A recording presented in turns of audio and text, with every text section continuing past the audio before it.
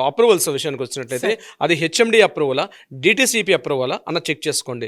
కొన్నిసార్లు ఏం చేస్తారంటే హెచ్ఎండిఏకి ముందుగా అప్లై చేసుకుంటారు వాళ్ళు అక్కడ. అంటే ఈ లేఅవుట్ని అప్రూవల్ చేయమని చెప్పి గవర్నమెంట్ హెచ్ఎండి అథారిటీస్కి ఒక లెటర్ పెడతారు, దాన్ని డీసీ లెటర్ అంటారు.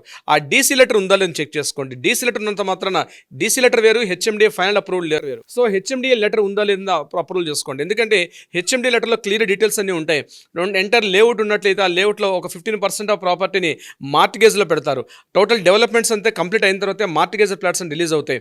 సో టోటల్ ఎంటైర్ లేఅవుట్ అంతా కూడా మార్టిగేజ్ ఉన్నటువంటి 15% ఆఫ్ ప్రాపర్టీ మార్టిగేజ్ ఉందా లేదని చెక్ చేయండి. ఆ పార్ట్స్ డివిజన్స్ అన్నీ కూడా క్లియర్గా ఉన్నాయని చెక్ చేసుకోండి.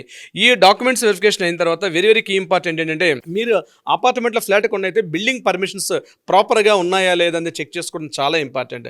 బిల్డింగ్ పర్మిషన్స్ యాస్టీజ్ ఉండడానికి మీరు ఇప్పుడు తీసుకున్న వాటికి ఏమైనా డీవియేషన్స్ ఉన్నాయా, యాస్టీజ్గా ఉందన్నటువంటి చెక్ చేసుకోవడం కూడా చాలా ఇంపార్టెంట్. పర్మిషన్స్ అప్రూవల్స్ అన్ని క్లియర్గా ఉంటేనే తప్ప ఈవెన్ ఒక సింగిల్ రూపీ ఇచ్చే ప్రయత్నం చేయకండి. చాలా మంది ఏమంటారంటే ఇవన్నీ ఉన్నాయి సార్, మీరు అడ్వాన్స్ ప్రీ బుకింగ్స్ చేయండి. ప్రీ బుకింగ్స్ చేసుకోవడం వల్ల మీరు చాలా ఇబ్బందులు పడే అవకాశం ఉంటుంది. ఎటువంటి అగ్రిమెంట్ రాసుకున్నా, ఎంఓఐ రాసుకున్నా దానికి అథెంటికేషన్ ఉండే అవకాశం చాలా తక్కువ. సో డెఫినెట్గా మీరు చెక్ చేసుకోవాల్సిన అవసరం మీ మీదే ఉంది. అది ఆ document is clear or wrong అన్నది కూడా.